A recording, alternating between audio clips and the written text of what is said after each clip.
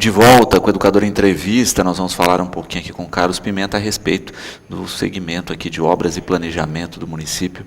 Pimenta, obrigado pela participação com a gente, bom dia. Bom dia, Luciano, é uma grata satisfação nós podemos estar aqui novamente, voltando a essa casa, onde por várias vezes nós estivemos aqui fazendo esse bate-papo amigável e dizer que nós estamos à disposição para informar vocês o que for necessário e agradecer muito novamente o convite. Muito obrigado.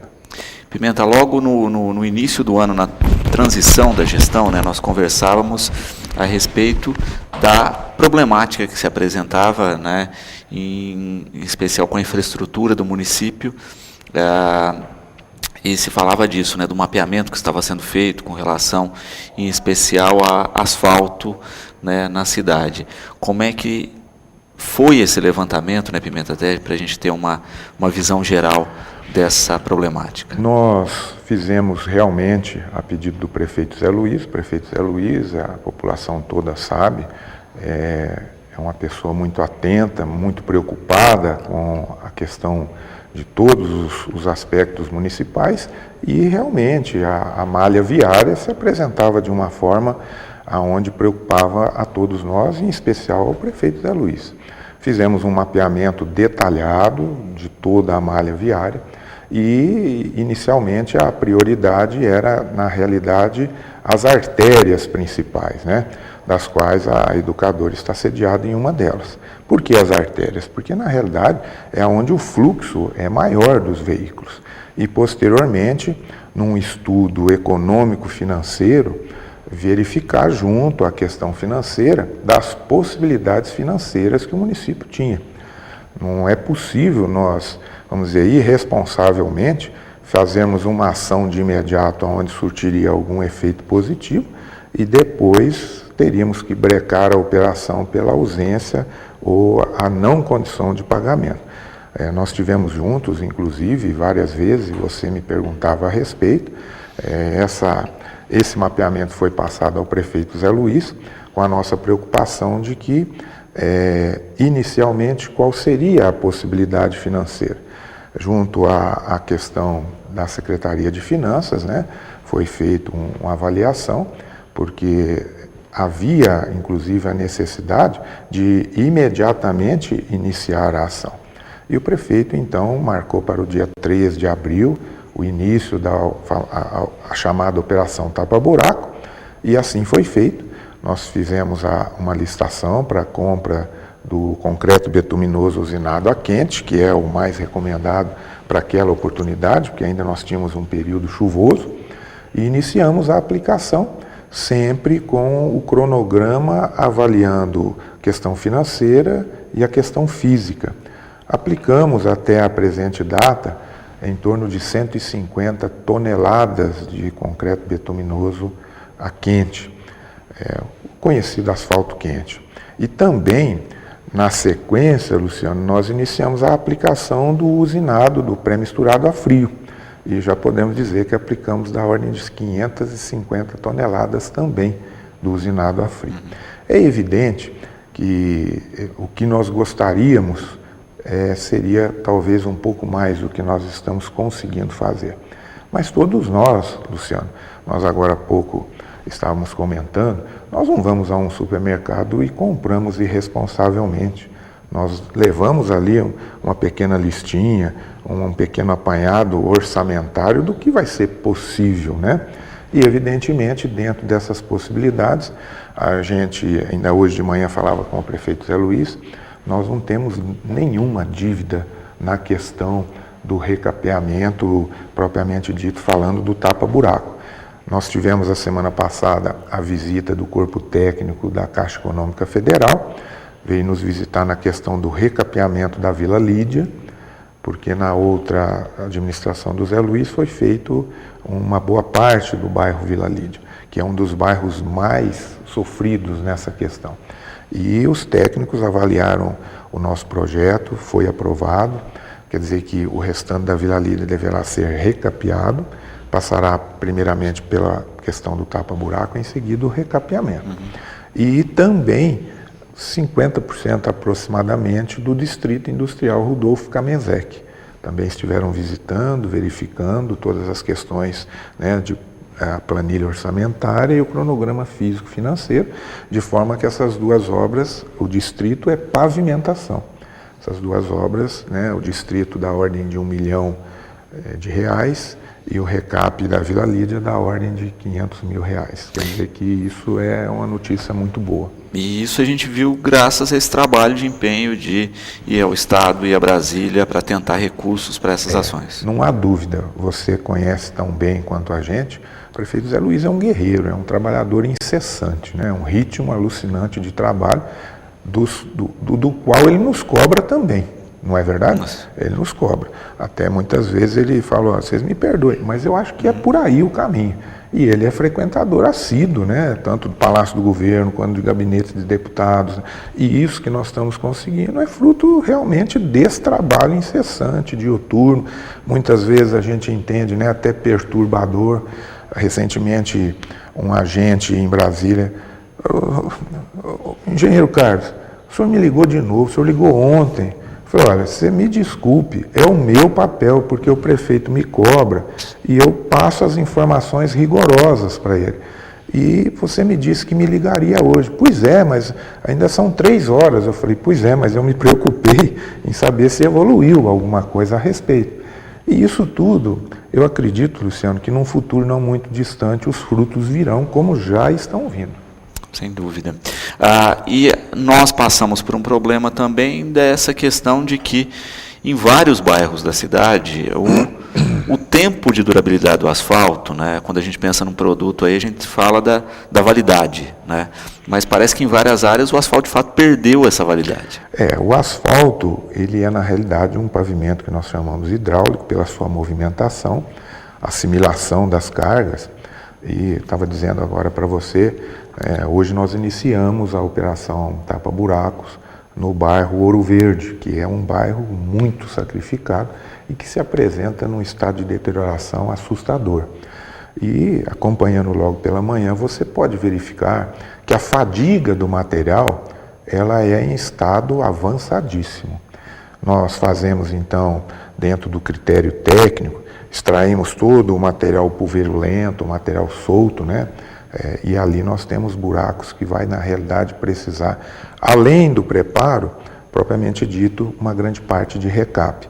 Tiramos todo o material, Luciano, em seguida iniciamos um novo preparo com compactação das pedras, fazemos a pintura ligante e depois a aplicação do usinado, sempre requadrando, porque é muito similar a que um cirurgião dentista faz quando obtura um dente.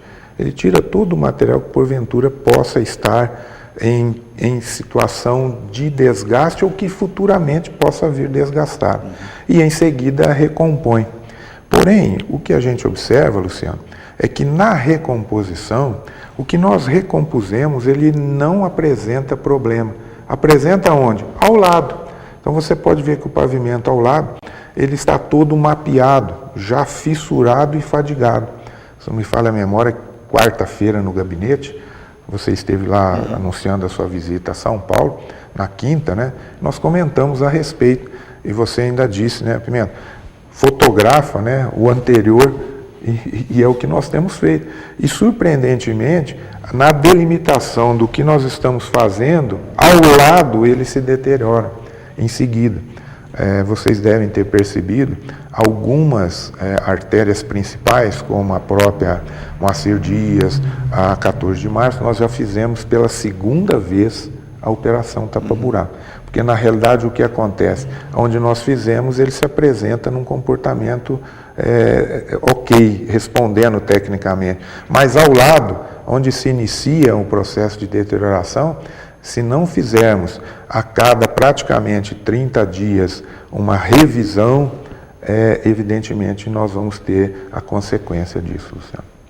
O José Carlos aqui está falando do pessoal da rua Mariano Jacinto Tavares, ao lado da igreja Nossa Senhora Auxiliadora, né, que querem melhorias aí da rua. Aí pergunta se tem alguma coisa prevista, Pimenta, e como encaminhar pedido a esse respeito. Existe sim a nossa previsão.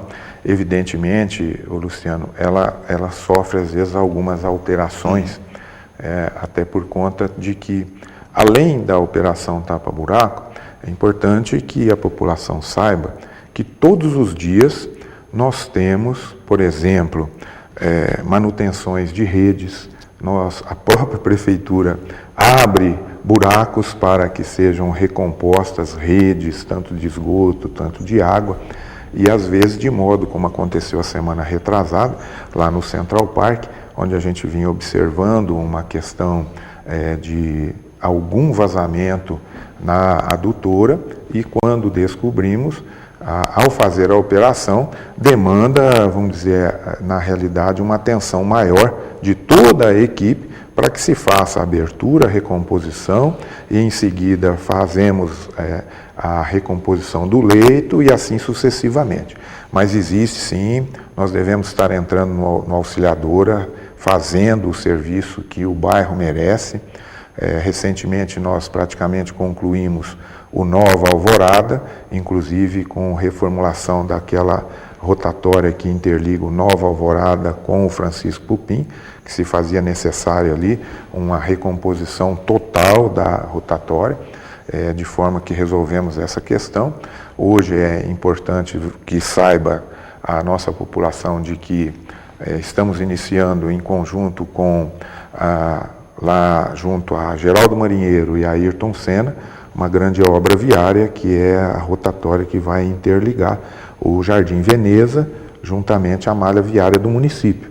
Então, aquele trecho eu pediria à população um pouquinho de compreensão. Nós fizemos hoje toda a sinalização do novo fluxo de direcionamento de veículos, né? Porque ali vai ser implantado, vamos ter uma obra ali entre 30 e 45 dias, de uma grande rotatória que vai interligar a Ayrton Senna com a Geraldo Marinheiro e toda aquela região. Tivemos que fazer algumas adequações devido à obra. Vamos fazer assim, Luciano. O prefeito Zé Luiz é atento, ele cobra muito e tem frequentado, na realidade, a gente queria aqui de público agradecer a nova condição que ele nos deu. Estamos numa nova casa, ali na Alberto Gaspar Gomes, onde a nossa condição de trabalho melhorou muito. Logo de começo, pleiteei essa questão ao prefeito Zé Luiz e eles imediatamente, muito solícito, nos propiciou, quer dizer que nós temos uma boa condição. E é uma área em franca expansão na cidade, né? Então ali vai propiciar um acesso, porque a gente sabe que estava com um acesso complicado ali, arriscado mesmo. Sim, se você lembrar, né, pelas passagens que nós temos ali, nós tínhamos a prioridade toda pela Geraldo Marinheiro. E a Ayrton Senna chegava num cruzamento muito simples, né, e perigoso. Lembrando que nós temos o Claré da Alpículo logo ao lado com um fluxo muito grande também, e pela Magela, e que preocupa. De forma que esta implantação de rotatória, ela vai interligar o novo bairro, Jardim Veneza, um loteamento grande, que deverá estar sendo entregue brevemente, com a Ayrton Senna. Aqui nós temos o Altino Arantes, que é um bairro populoso e de muito fluxo, né, juntamente com a Geraldo Marinheiro. Então, uma preocupação muito grande em relação a essa questão da malha viária e que vai propiciar uma harmonia entre todos esses bairros sob o ponto de vista viário. Perfeito. O Alexandre, falando da questão do São José também, ele diz que o asfalto lá está muito bom, apesar de que começa a criar alguns buracos. E aí pergunta, né, como é que tem sido feito esse mapeamento? Eu acho que é até bom. E o quanto os moradores podem colaborar nesse sentido, né, em avisar os locais problemáticos? Antes de qualquer coisa, podem ligar no 3761-2025, que é o telefone da Secretaria de Planejamento. 3761-2025. E é bom que identifique a rua e a altura do número. Isso, né, a proximidade. Olha, a rua tal, né, no bairro São José, professor José Marques, altura do número. E assim, o que vai nos ajudar? Porque realmente, pelo mapeamento que nós fizemos no Jardim São José, é um bairro que ainda, a gente pode dizer, tem a sua pavimentação em uma porcentagem altamente preservada, apesar de se fazer necessário em alguns pontos o recap. Mas a população sim pode nos ajudar, porque há um dinamismo em relação vamos dizer, principalmente a questão de novos buracos. E como eu disse, essa manutenção ela tem que ser feita periodicamente. Semana passada, até o prefeito Zé Luiz, muito atento a isso também, havia cobrado que nós havíamos pedido um segundo veículo para a nossa equipe de tapa-buracos. A nossa equipe é uma equipe muito enxuta. Inclusive, outro dia conversávamos a respeito disso. Até a equipe que dirige o município é uma equipe enxuta. E, na realidade, nós temos a equipe de tapa-buracos, que outrora contava com 12 componentes. Hoje nós temos uma equipe que conta entre 5 e 6 pessoas. E um novo veículo é uma Saveiro, onde vai propiciar a atenção, vamos dizer, aquele pequeno buraco. Então, com 2 pessoas, uma dirigindo e uma aplicando, além do vibrocompactador, vai ser possível nós dinamizarmos o atendimento àquela malha viária onde se apresenta o pequeno buraco, de forma que isso também faz com que a gente tenha um dinamismo maior, atendendo não só em uma região da cidade, como também em outra região ao mesmo tempo. O Alencar coloca do Jardim Virgínia, né? A questão dos buracos, né? Sem contar com os vazamentos de água no bairro.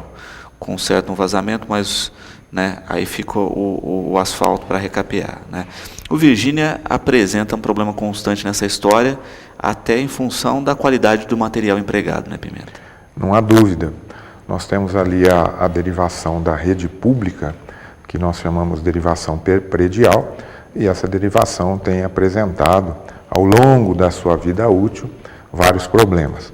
Evidentemente que o que nós encontramos de dificuldade é que não haveria recursos municipais para que fizéssemos a substituição de todas essas derivações, para que nós fizéssemos o saneamento desse problema, vamos dizer, preventivamente. O que eu posso dizer ao Alencar, que nós já fizemos o que nós chamamos de direcionamento de fluxo, né, pela principal rua, a Avenida dos Bentivis, que corta todo o bairro e vai até o Altino Arantes, e a gente então tem uma programação também, onde nós vamos estar fazendo o Jardim Virgínia, atendendo a essa questão que envolve essa parte também da operação tapa-buraco e recomposição do leito. Perfeito. Quando se pensa, né, na questão das obras, também vale salientar uma questão prática, que algumas são realizadas pelo município e outras são licitadas com toda uma burocracia para se cumprir, né? Vamos dar exemplo do lago, né, que a Raquel pergunta, né, que a obra parou, mas é porque tem um trâmite burocrático aí que não depende só da cidade, né, Pimenta? Exatamente. O que acontece com o lago artificial é que é feita a medição pela empresa terceirizada, esta medição é encaminhada ao DAD e é feita, através do DAD, uma vistoria para se confirmar toda a questão que envolve cronograma físico-financeiro através dos técnicos do DAD, e essa questão é terceirizada, é a CPOS quem faz a vistoria. E o que aconteceu com o lago é que houve um retardamento, porque o DAD passou por algumas modificações e nós recebemos, há coisa de 15 dias, a vistoria, confirmando todas as medições e, evidentemente, deve estar liberando o recurso para a retomada das obras, né? E nós esperamos que seja agora uma retomada dinâmica, onde nós não tenhamos mais interrupção, porque, na realidade, a interrupção gera um mal-estar em toda a população, o usuário percebe a obra em ritmo muito lento, para não dizer muitas vezes até paralisada, e isso é ruim para todos nós, inclusive para a expectativa da entrega da obra e melhoria que nós tanto estamos aguardando. Perfeito. E de fato é isso, né? É um passo a passo de acompanhamento, é chato, a gente sabe que tem isso, mas é em virtude de todas as leis aí para se evitar desvios, etc. Eu falo que no Brasil a gente paga, né, quem age corretamente paga pelos caras que agem mal, né? Porque tem toda essa burocracia em função dos desvios que houveram no passado. E a burocracia, Luciano, com todos os prazos pré-estipulados, e que muitas vezes se estendem, porque o que acaba acontecendo, nós aqui no município precisamos da ordem de pelo menos 45, se tudo correr muito bem, a 60 dias ou mais de qualquer processo licitatório. Na sequência, você tem ainda os pareceres para finalmente assinar o contrato e tudo transcorrer adequadamente. Após a obra receber o que nós chamamos, né, de autorização de início, ordem de serviço inicial, ela tem que passar pelas suas medições, né, normalmente mensais.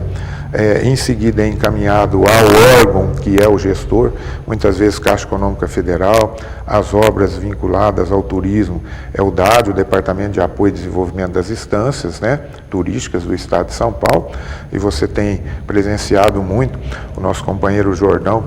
Quero aproveitar aqui para deixar um abraço ao novo membro, né, da família, né, o Jordãozinho, que acabou de chegar aí.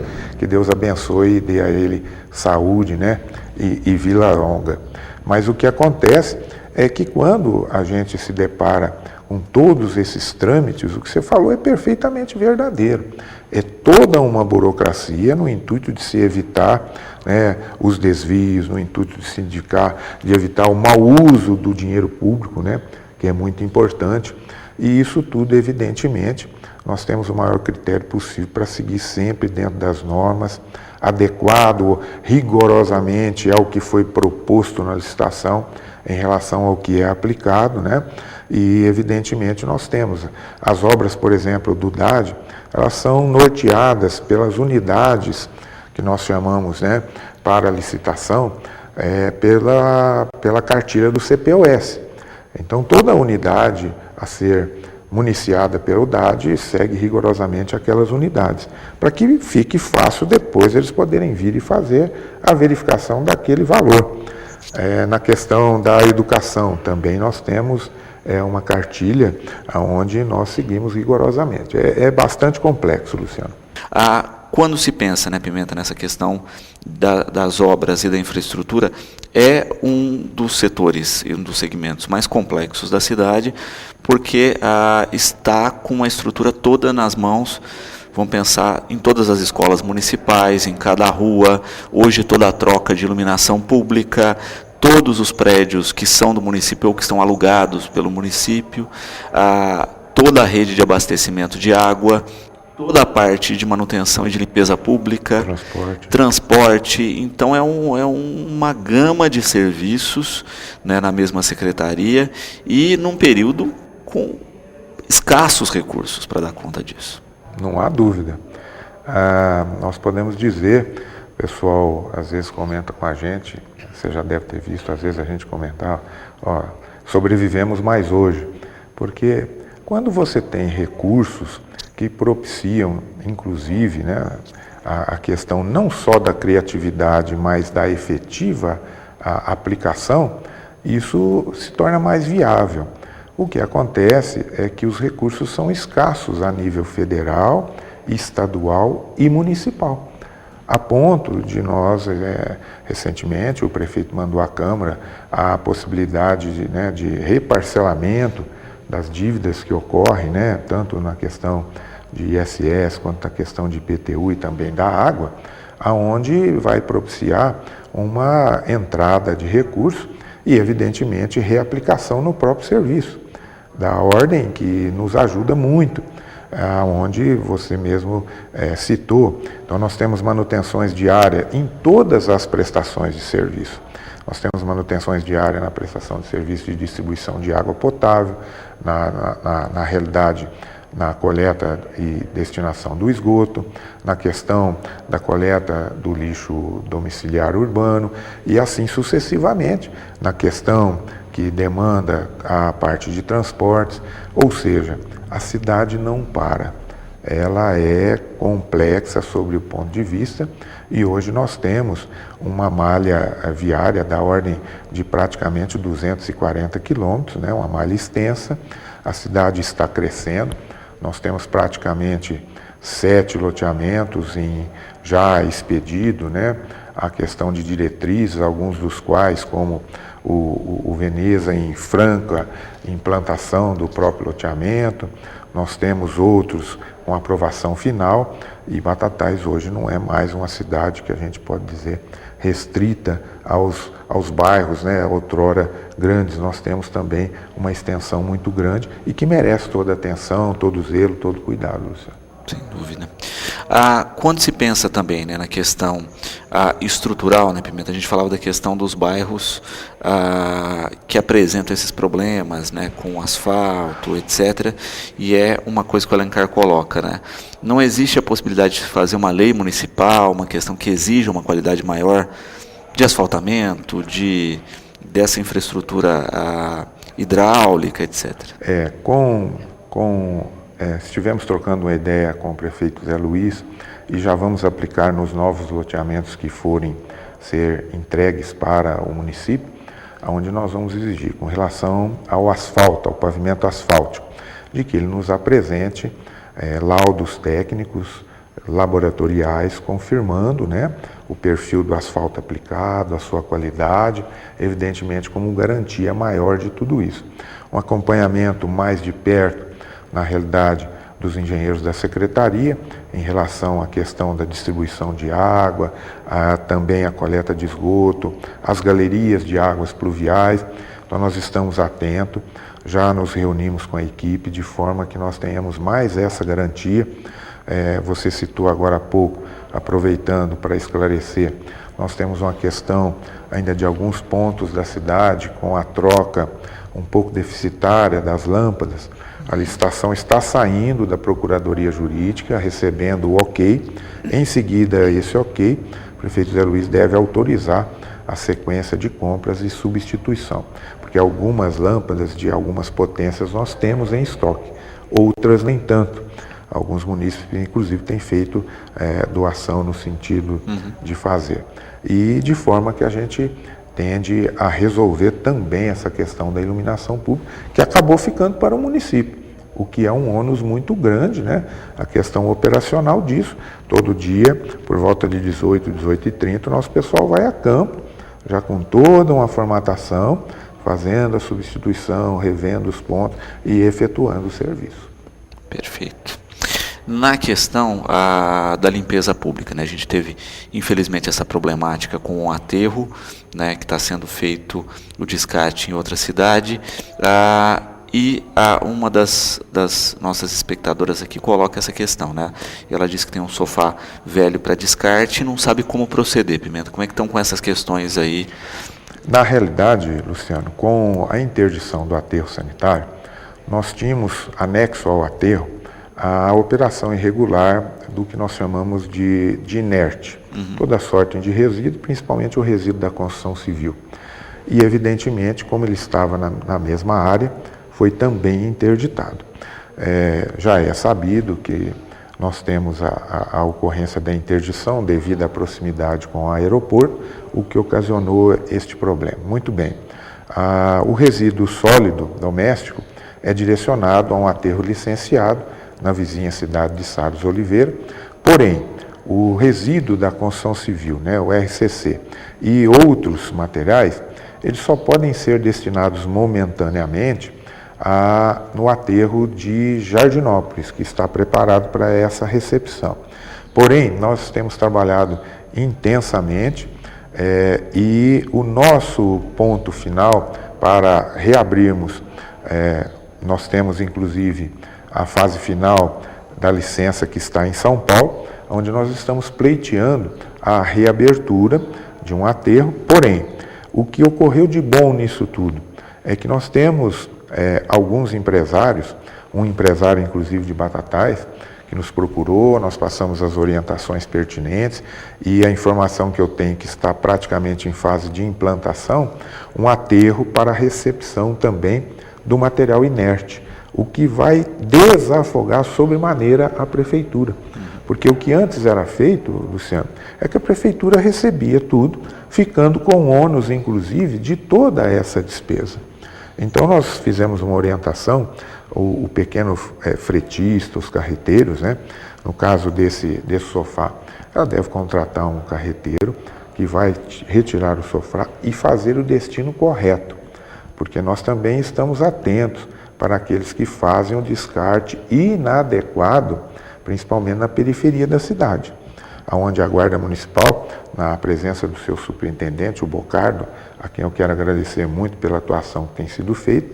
Nós temos também na nossa equipe o Silvio, que está sempre atento, E, evidentemente, por denúncia, algumas pessoas nos ligam e nós vamos e vai ser a pessoa enquadrada no ato que ele estiver praticando, fazendo aí uma contravenção à lei. Evidentemente, nós passamos um momento, vamos dizer assim, de funil, mas num curto espaço de tempo nós temos uma expectativa de resolver essa questão definitivamente. Perfeito. Pimenta, quero agradecer a presença aqui conosco, deixar destacado essa questão, né, para que as pessoas liguem de fato no departamento sempre que tiverem dúvidas, entrem em contato, se esclareçam a respeito do procedimento correto, né, porque às vezes a gente vê as pessoas dando mais ouvidos às redes sociais, ao vizinho, ao boato, do que em fazer a ação correta, né, que deve ser desempenhada para a solução do problema. Não tem dúvida, Luciano. Nós estamos à disposição, a secretaria está aberta. Qualquer dúvida, não tenha receio, questione, telefone, pergunte e a orientação será dada adequadamente para que tudo aconteça sem nenhuma intercorrência que ocasione algum prejuízo. De forma que o que o munícipe precisar, nós estamos à disposição e esperamos de pronto estar dando uma solução. Quero agradecer a você pelo convite, a casa, parabenizar a casa. Vocês estão aí com a possibilidade de se transformarem com sinal digital. Acho merecidíssimo e tem aí o meu aplauso. De longa data a gente acompanha esse trabalho intenso, sério, correto que vocês fazem e dizer que nós estaremos sempre à disposição para aquilo que vocês precisarem. Podem contar, nós estamos sempre aí prontos a atendê-los. Muito obrigado, viu, Luciano? Perfeito, eu que agradeço. Bom, nós vamos conversar logo após o intervalo com o padre Pedro Bartolomeu, falando aí da festa do padroeiro. Nós voltamos já. De volta com o Educador em Entrevista, agora com a presença aqui do padre Pedro Bartolomeu. Padre, obrigado pela participação com a gente. Boa tarde. Boa tarde, Luciano. Boa tarde a todos os que estão nos assistindo. É sempre uma alegria estar aqui. Bom, padre, temos aí a primeira festa do nosso padroeiro, né? Padroeiro este que muitas vezes as pessoas desconhecem, né, o perfil histórico. Ainda a gente discute muito a questão, né, porque nós temos um Bom Jesus da Cana Verde aqui enquanto padroeiro. Se falava no passado de um Bom Jesus dos Batatais, né, e recentemente, junto aí ao grupo de pesquisa, o pessoal tem sempre debatido e discutido isso. Agora temos um perfil histórico mesmo do porquê o Bom Jesus da Cana Verde. Luciano, ainda outro dia eu ouvi um disparate medonho. Uma pessoa disse assim: padre, é Bom Jesus da Cana Verde porque é terra de cana, tem muita cana na nossa região. Não tem nada a ver com cana. A devoção do Bom Jesus da Cana Verde é a primeira devoção da Igreja Católica.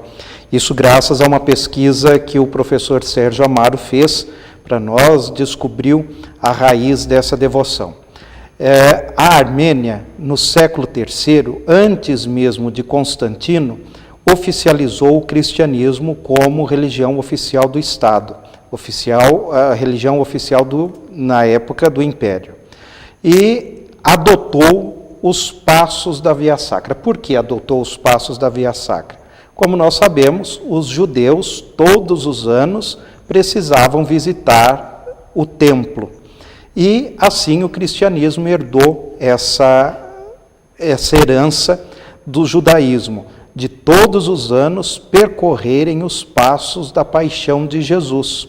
Porém, com a expansão do cristianismo, lá na Armênia, era impossível os cristãos recém-convertidos irem a Jerusalém para refazerem os passos da paixão de Jesus. Então, se eles não podiam ir refazer os passos da paixão, os passos da paixão foram até eles. Levaram, então, a devoção das estações da Via Sacra até os armênicos. E aí começaram a criar os passos da paixão. Hoje em dia nós temos 14 estações, 14 passos. Mas no princípio, até pouco tempo, passava-se de 30 passos. Depois que foi se reajustando essas memórias da paixão de Nosso Senhor. Então, refaziam todos os anos, no período quaresmal, a prática da via sacra, do caminho sagrado. E nasce a devoção, então, ao Bom Jesus. O Bom Jesus da Cana Verde, que é o Bom Jesus, o primeiro passo da via sacra, o Bom Jesus da Lapa, que é o crucificado, o Bom Jesus do Bonfim, que é o Bom Jesus morto, Bom Jesus dos Passos, a caminhada de Jesus, Bom Jesus do Açoite, Bom Jesus da Pedra Fria, que é a flagelação de Nosso Senhor. E com isso, as devoções do Bom Jesus, ou a devoção aos Bom Jesus, aos Passos, foram para a Europa. Chegou primeiro no sudeste da Europa, da Itália, depois do sudeste da Itália para toda a Europa, inclusive Portugal. De Portugal, século XVI, século XVII, foi com os descobridores para o Novo Mundo, para a América. Então chegou até nós. Os nossos colonizadores portugueses, todos devotos do Bom Jesus. E aí em cada lugar que paravam, colocavam a devoção e a localidade. Identificava o Bom Jesus ou identificava a localidade com o Bom Jesus e o subtítulo. Como aqui já havia as terras dos Batatais, do caminho de Goiás, da estrada de Goiás, do caminho dos Batatais, então ficou Bom Jesus dos Batatais. E depois, com a oficialização da freguesia, no século XIX, 1815, ficou Bom Jesus da Cana Verde dos Batatais. E hoje nós falamos Bom Jesus da Cana Verde de Batatais. Então é daí que nasce essa devoção. E da onde que surge, então, o primeiro passo da via sacra? Do texto do Evangelho de São Mateus, no capítulo 27, que diz que Jesus estava diante de Pilatos para o julgamento. Pilatos fez com que ele fosse despido, envolto em um manto vermelho, colocou uma coroa de espinhos em sua cabeça e um caniço em suas mãos, uma cana, uma vara verde, simbolizando o cetro.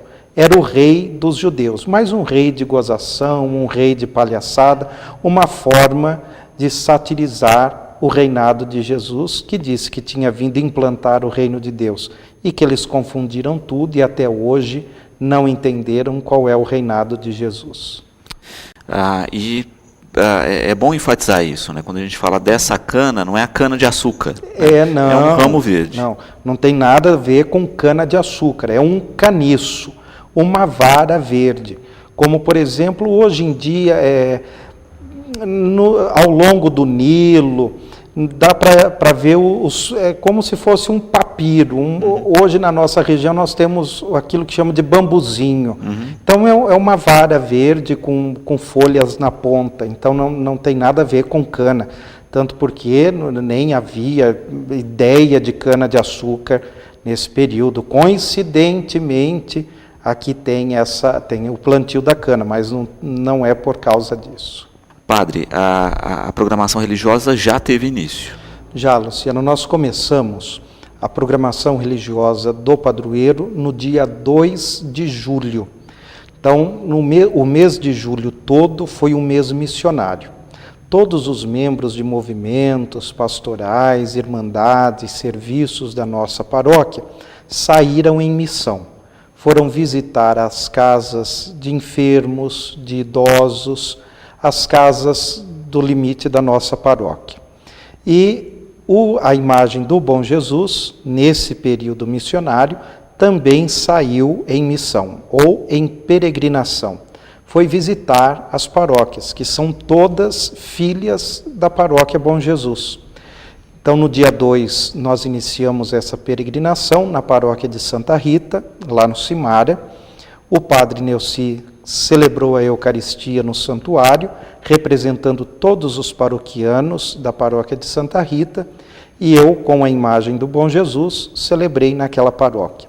E assim fizemos no dia 9 com a paróquia de Nossa Senhora de Fátima e Santa Luzia, do Altino Arantes, no dia 16, na paróquia de São Sebastião, na Vila Maria, e no dia 23, na paróquia Imaculado Coração de Maria, no Castelo. E ontem à noite, nós iniciamos a Semana do Padroeiro, que nós fazemos o Cerco de Jericó, que é uma devoção popular, que nasceu com o Papa João Paulo II, na década de 80, por causa do muro de Berlim, da queda do muro, e essa devoção se espalhou para o mundo todo, e nós adotamos também para a nossa paróquia. São 7 dias de orações. Então, iniciamos ontem, no dia 30, e vamos até o dia 5. Cada dia da semana virá um padre celebrar a Eucaristia, às 19h30. No dia 3, virão os padres da TV Século XXI, com a devoção das mãos ensanguentadas de Jesus. No dia 4, virá a tia Lolita, que é a fundadora do Raléu de Franca, um movimento muito intenso, extenso, inclusive, está fora do Brasil já está em outros países. No dia 5, alguns freis agostinianos de Ribeirão Preto. E no dia 6, o dia do Bom Jesus. 2 horários de missa, às 8 e às 19 horas. Após o café das 8, após a missa das 8, será servido um café comunitário. E após a missa das 19, nós faremos a procissão do Bom Jesus. Então, essa é a programação religiosa para essa Semana do Padroeiro, que é padroeiro da cidade. Como nós vimos no bloco anterior, Batatais surgiu por causa da devoção ao Bom Jesus. Perfeito. E vale destacar também, né, que haverá, paralelamente a isso, uma programação cultural que tem início na quinta-feira, né, com quinta e sexta-feira à noite, com uma grade de shows logo após as missas, e no sábado e no domingo, ao longo do dia e à noite também após as missas, programação cultural aí, né, com vários grupos musicais locais aqui da cidade, além da questão de parque de diversões, truque food, toda uma estrutura montada para o lazer também, né, em paralelo aí da ação religiosa. Isso, eu sou extremamente grato, Luciano, a você, ao Fernando Jordão, que abraçaram a ideia da parte cultural da Festa do Bom Jesus. É o momento de investirmos no turismo religioso. É momento de investirmos na parte cultural do padroeiro, para não ficarmos presos somente no religioso, mas expandirmos para todos os segmentos da cidade, uma vez que é o padroeiro da cidade. Não é um padroeiro só de paróquia ou só de santuário, mas do município todo de Batatais. Então você, Luciano e Fernando, minha gratidão, que abraçaram com alegria, com prontidão, com entusiasmo essa parte cultural. Do dia 3, como você disse, na quinta-feira à noite, já com shows, várias atividades durante o dia 5 e 6, e também já agradeço todos os grupos musicais que irão se apresentar. Estão indo se apresentar, irão se apresentar gratuitamente nessa festa. Então é uma doação ao Bom Jesus. Então todos os grupos, eu não me lembro agora de imediato, todos os grupos, mas são muitos, que irão se apresentar gratuitamente. Isso é uma satisfação imensa. Nós também teremos essa praça de alimentação e um parque lá no santuário, para atrair todos para a festa do Bom Jesus. Então agrada-se tanto os católicos quanto os não católicos, que também tem uma forma de agradecer a bondade, a misericórdia do Bom Jesus para com a nossa cidade. Dizia ainda hoje, nós temos muito que agradecer ao Bom Jesus. Nós vivemos uma cidade harmoniosa, um povo tão hospitaleiro, uma cidade que não tem catástrofe natural nenhuma.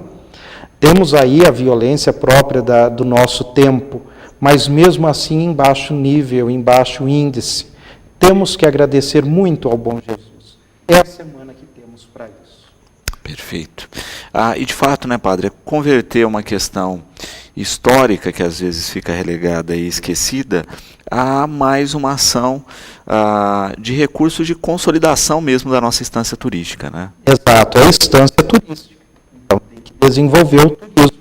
Também o turismo religioso faz parte de uma estância turística. A devoção do Bom Jesus tem 200 anos, 202 anos já. Ela nasceu com a devoção, com os festejos do Bom Jesus. Nos últimos 100 anos, a paróquia foi perdendo o entusiasmo pelo padroeiro.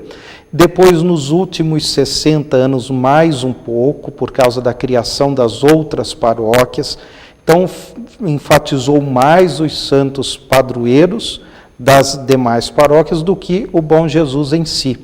Então, é hora de resgatarmos. Uma professora de história me dizia: padre, não é hora de começar, mas é hora de suscitar, é hora de relembrar aquilo que já aconteceu. E esse é o momento que nós estamos fazendo, relembrando, revitalizando a devoção ao Bom Jesus, principalmente na parte turística e religiosa. Perfeito. E de fato, né, amarrando com uma gama de ações que já estão ocorrendo, como foram a questão do restauro das telas, a colocação das películas de proteção, as câmeras de segurança agora, que dão uma estrutura melhor para o nosso turismo, que é religioso e artístico também, com a presença forte do Portinari, também os artistas dos vitrais e dos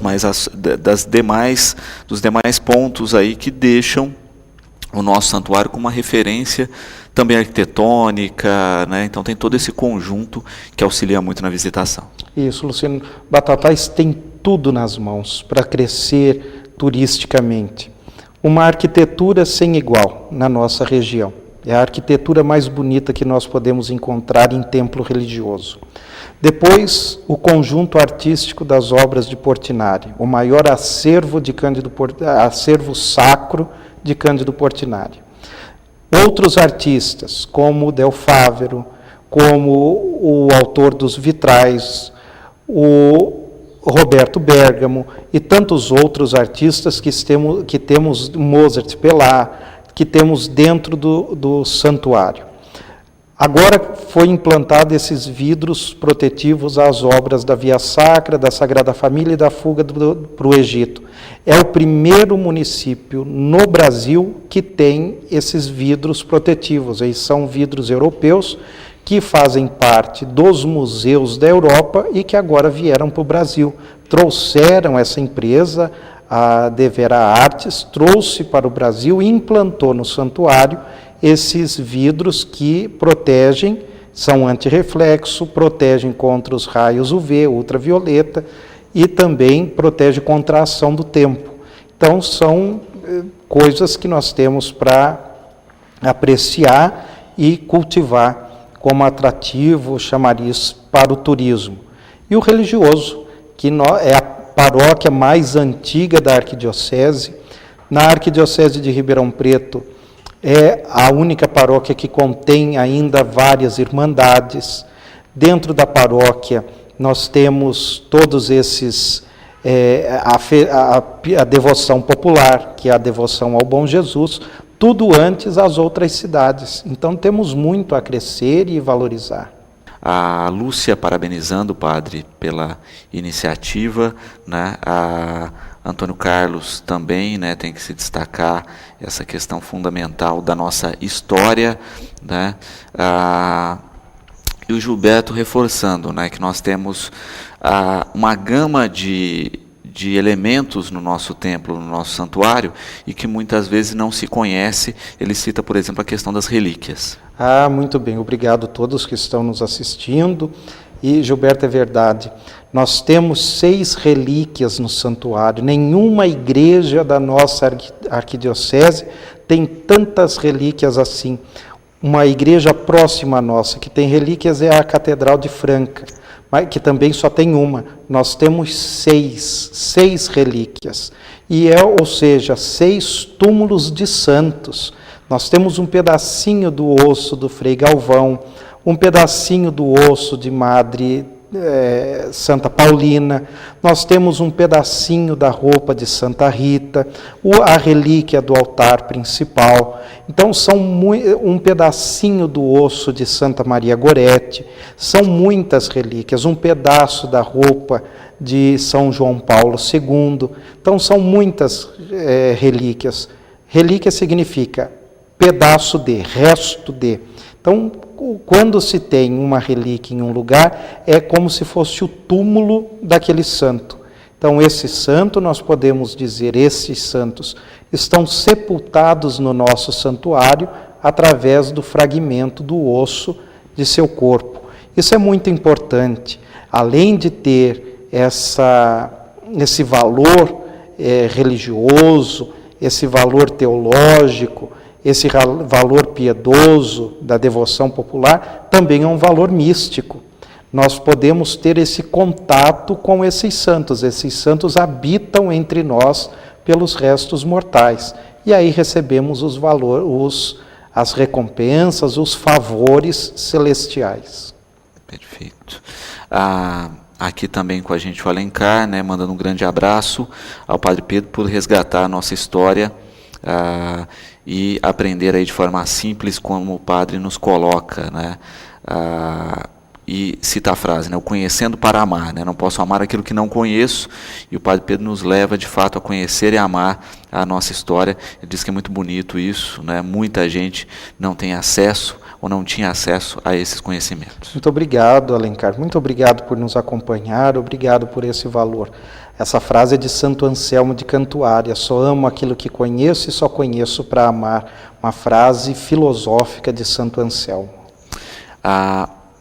Padre, a gente inicia aí com essa primeira festa um aprofundamento nesses conhecimentos, né, na proximidade da cidade com a sua história, e que é uma história que ganha toda a região, né? Quando a gente pensa na figura do Bom Jesus, né, a gente tem aí os 14 passos, logo tem 14 Bom Jesus, né?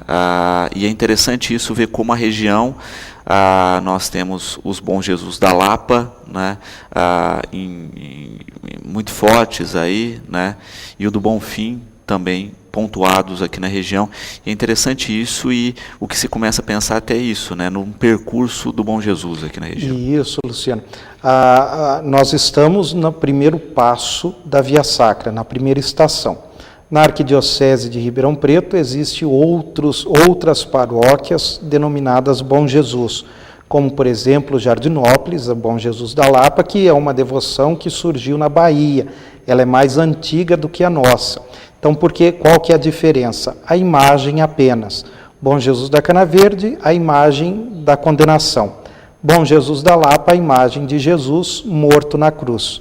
E essa devoção, então, surgiu na Bahia, porque encontraram o crucifixo dentro de uma gruta, Lapa Gruta. Então, Bom Jesus da Lapa, a imagem é Jesus crucificado com o olho aberto. O Bom Jesus do Bonfim, que aí nós temos no Bonfim, também no norte do nosso país, todas vindas por portugueses para o Brasil no século XVI, a partir do século XVI, e o Senhor do Bonfim é Jesus crucificado, mas com os olhos fechados, ou seja, morto depois de 3 horas da crucifixão. E assim, em Ribeirão Preto, nós temos Batatais, com o primeiro passo, Jardinópolis, Cruz das Posses, Sertãozinho, Ribeirão Preto e Bonfim Paulista. A nossa intenção, aqui também mais uma ideia do Luciano, é fazermos o caminho, o itinerário do Bom Jesus, promovendo assim várias atividades, como por exemplo com os ciclistas, cavaleiros, carros, turistas, que podem percorrer de uma forma catequética os 14 passos da Via Sacra, iniciando em Batatais, terminando em Bonfim Paulista. Isso é uma ideia que eu vou levar para os demais párocos, para a gente desenvolver e fomentar essa ideia, esse passeio que nós podemos fazer pelas paróquias. Perfeito. E, de fato, né, se percebe isso, né, e eu acho que o que o Alencar coloca é fundamental, né? Conhecer a nossa história para valorizar, né, quando a gente visita outras cidades que são turísticas no país, a gente vê essa paixão que não é só do guia turístico que ganha a vida com isso, não é só do vendedor do alimento tradicional, mas essas cidades como um todo que abraçam essa história, e isso se torna mais atrativo mesmo para aquele turista, e isso acaba criando um laço econômico muito forte para a cidade e melhora a qualidade de vida de todos. Exato. O Batatais tem que agradecer muito a Deus pela história que tem. A nossa história é uma das histórias mais bonitas da nossa região. E também em termos de cultura nós estamos avançadíssimos. Eu estava conversando com uma pessoa de Departamento de Cultura de Franca e estava dizendo: Batatais está anos-luz à nossa frente em termos de cultura. São várias atividades. A nossa história, inclusive, é mais bonita do que a história de Franca. Por causa de uma história de Franca, Batatais se emancipou politicamente, a Anselmada. Então, Franca também está anos-luz aquém da nossa história. E isso é um motivo para a gente se vangloriar, se alegrar e agradecer ao bom Jesus por essa história, por tudo de bom que nós temos. E eu não posso esquecer de dizer, Luciano, senão eu apanho depois, que nós teremos um jantar também por causa da festa do Bom Jesus. Vamos fazer o jantar do padroeiro no dia 11 de agosto, na sexta-feira, que antecede o Dia dos Pais, lá no Salão Paroquial. É um jantar árabe, com comidas típicas. E o atrativo desse jantar é uma dança, é o show da Dança do Ventre, uma companhia de danças de Ribeirão Preto que virão se apresentar nesse jantar, apresentar a Dança do Ventre. Os bilhetes é R$100, porque está a bebida inclusa, então comida e bebida, tudo e o show apenas por R$100, e podem ser adquiridos na Secretaria da Paróquia ou na loja da Dirce Joias, ela que está organizando esse jantar para nós. Perfeito. E de fato, né, acabam sendo ações culturais de convivência. A gente percebe quanto as entidades, as paróquias, todas as estruturas do município têm investido e como as pessoas têm abraçado, né, padre, esse tipo de festa em que você não tem só o elemento da comida e da festa, mas você tem uma questão cultural também envolvida. Cultural, isso, por isso que eu disse, o atrativo do jantar é a cultura árabe, quando vem esse espetáculo da dança do show, da dança do ventre, né? Esse show de dança do ventre. Então nós valorizamos muito o cultural. E foi em maio nós tivemos foi a festa da Santa Cruz, a festa do Imaculado Coração de Maria, por ocasião do ano mariano. O padre Reni também fez uma coisa fantástica, ele resgatou a história da paróquia do Imaculado Coração de Maria. Paróquia de São Sebastião, a mesma coisa, ambas fizeram 50 anos de criação esse ano, e foram criadas em 1967, então fizeram um resgate de história lindo. Na festa, no dia 15 de junho, na paróquia de São Sebastião, contaram a história, a equipe de liturgia, o padre Ucinho, contou a história da paróquia em 20 minutos e que foi fantástico. E lá na paróquia de Santa Cruz também coube a mim fazer um resgate da história, e aí a gente vai percebendo a beleza da nossa história. A paróquia de Imaculado Coração de Maria nasceu por causa da estação. Quando nasceu, quando foi implantada, inaugurada a estação, quando o trem começou a passar por aqui, criou-se o bairro da estação. E com o bairro da estação, uma comunidade de Santa Cruz, que já havia uma devoção desde 1863, olha só. E aí, então, criou-se a paróquia do bairro hoje Castelo. É resgatar a história, a gente só consegue amar realmente o que conhecemos. Se não conhecemos a história, não valorizamos o que temos hoje. Sem dúvida. E de fato, né, padre, se vê isso, né, o quanto essa questão religiosa é primordial para a fundação da freguesia, que dá origem à cidade depois, e o quanto essa história está preservada nos livros lá no santuário, né, o quanto a gente tem elementos históricos que foram reunidos ano a ano, com detalhamento, com uma presteza muito grande pelos párocos da época. Exato. Todas as paróquias, todas as cidades do Brasil surgiram por causa da Igreja Católica. Claro que estava no regime de padroado, ou seja, Igreja e Estado junto, mas era a religião oficial e todos, como continua sendo. Mas foi a Igreja quem começou a civilização, a urbanização do país. E a Igreja, a humanidade deve o conhecimento da história à Igreja, pois todos nós, párocos, somos obrigados a escrevermos o livro tombo, ou seja, um diário, em que nós contamos a história religiosa e civil daquela paróquia.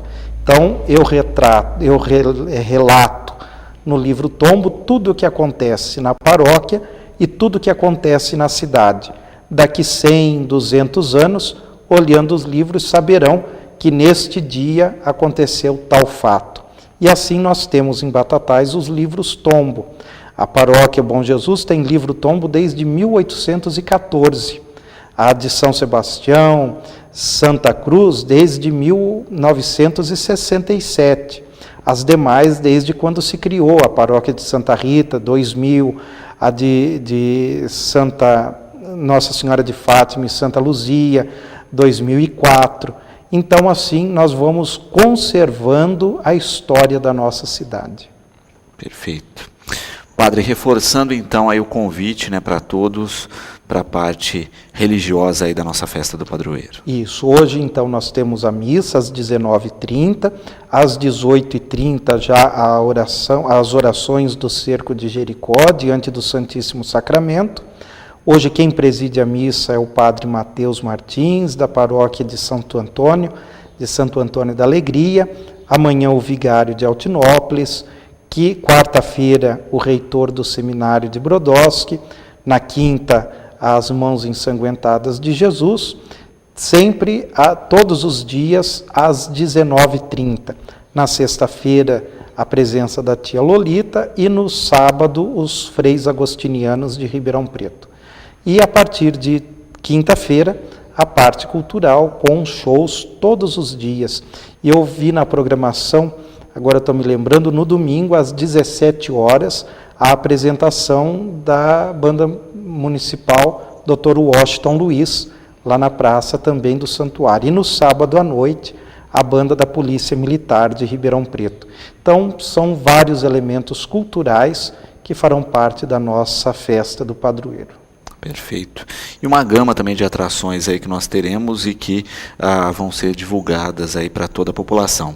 Padre, eu quero agradecer imensamente a participação, sabe que o programa está sempre de portas abertas para falar um pouco da nossa história, para resgatar um pouco dos princípios e dos valores aí que constroem a nossa instância turística. Muito obrigado, Luciano. Sou eu quem agradeço. Como eu disse, estou muito agradecido, sou muito grato ao que vocês estão fazendo pelo nosso padroeiro, pela cidade de Batatais. Quem ganha somos todos daqui.